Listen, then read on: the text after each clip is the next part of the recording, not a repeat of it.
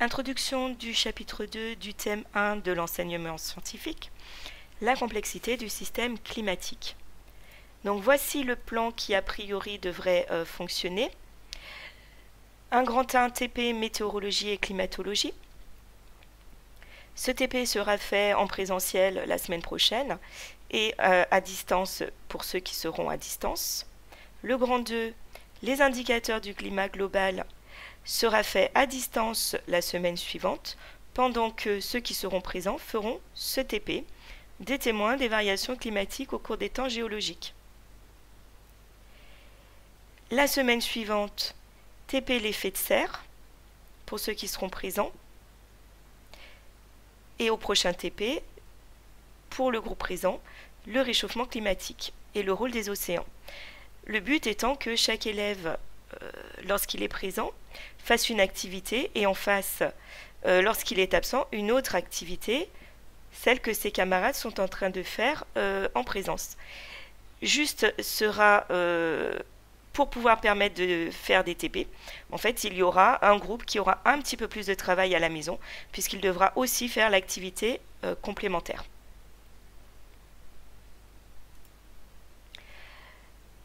On s'intéresse dans ce chapitre aux variations du climat qui sont imputées aujourd'hui à une augmentation de l'effet de serre. Donc cette théorie de l'effet de serre, elle a été présentée pour la première fois par un savant suédois qui s'appelait Svante Arrhenius en 1896. Il a travaillé sur l'influence du dioxyde de carbone dans l'atmosphère sur la température du sol, et donc de la température de l'air au niveau du sol. Et il a démontré par le calcul qu'un doublement du taux de dioxyde de carbone causerait un réchauffement d'environ 5 degrés. Aujourd'hui, les rapports du GIEC, donc le groupement intergouvernemental d'études du climat, prévoient une augmentation de la température comprise entre 2 et 4 degrés 5 selon que l'on ralentit les émissions de dioxyde de carbone dans l'atmosphère ou selon qu'on ne les ralentit pas. Alors Svante Arrhenius, lui, s'attendait à ce que ce taux double en 3000 ans, puisque en 1896, l'augmentation des émissions anthropiques de dioxyde de carbone dans l'atmosphère était seulement amorcée, mais pas encore connue. Un petit clin d'œil sur le réchauffement climatique. And we're seeing this warming trend make our summers warmer, but also our winters warmer as well. So I think one area of mutual agreement and priority is vegetation management. But I think we want to work with you to really recognize the changing climate and what it means to our forests and actually work together with that science. That science is going to be key, because if we ignore that science and sort of put our head in the sand and think it's all about vegetation management, we're not going to succeed together protecting Californians. Okay. It'll start getting cooler. You just watch. I wish science agreed with you. Hey, well, I don't think science knows, actually. Tom, please. Mr. President. Alors, en vrai, aujourd'hui, très peu de personnes tiennent ce discours. Tout le monde, ou presque, admet qu'il y a un réchauffement climatique, que la planète se réchauffe, qu'elle ne va pas refroidir. Le débat porte sur l'origine de ce réchauffement climatique. 95 à 98% des scientifiques admettent que ce réchauffement climatique est lié à une action de l'homme. On parle d'action anthropique, d'effets anthropiques, par l'intermédiaire d'émissions de gaz à effet de serre.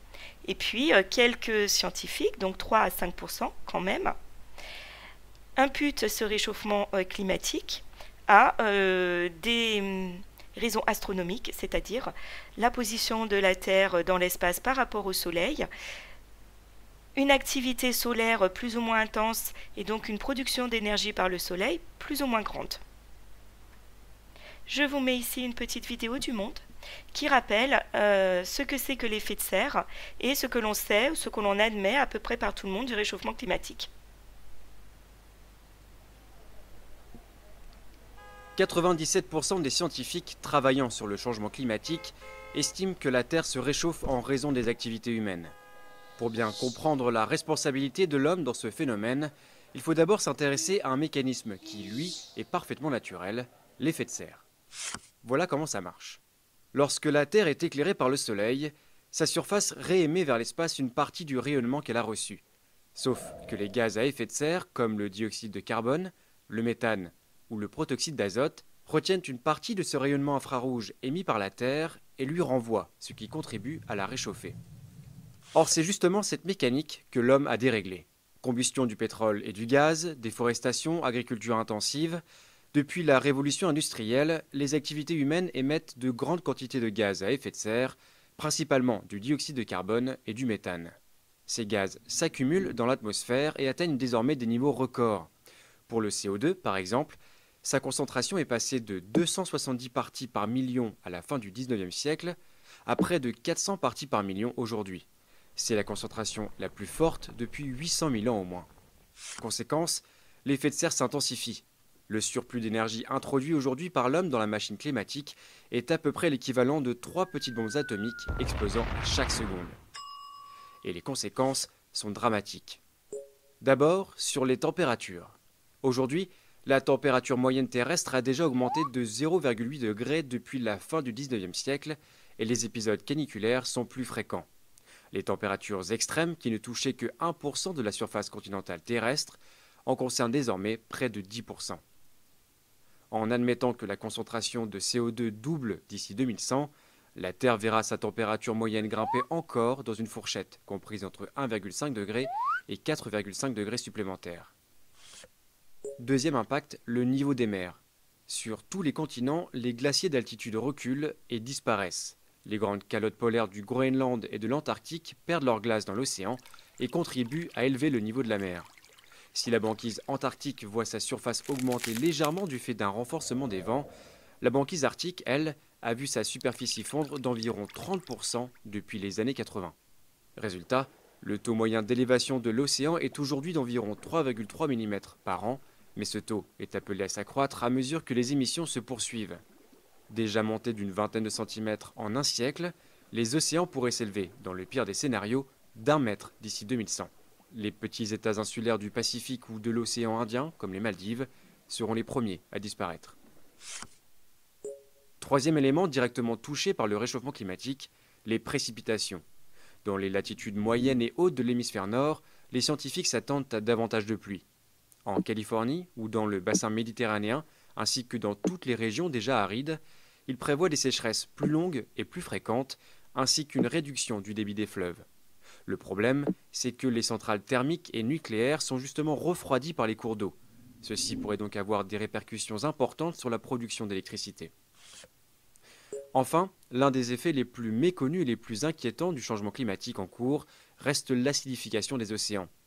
Le CO2 excédentaire se dissout en effet dans les eaux de surface et les rend plus acides. La rapidité de ce phénomène est inédite depuis 300 millions d'années et les scientifiques ignorent les effets qu'il aura d'ici à quelques décennies. Les coquillages et certains planctons qui constituent le socle de la chaîne alimentaire pourraient ne pas pouvoir s'y adapter. Leur disparition aurait un impact direct sur l'ensemble des espèces, l'homme compris. Le but de ce chapitre, en fait, est de vous donner des outils afin de comprendre la différence entre climatologie et météorologie et comment les scientifiques arrivent justement à faire ces projections largement pessimistes sur le climat futur, quels sont les outils qu'ils utilisent.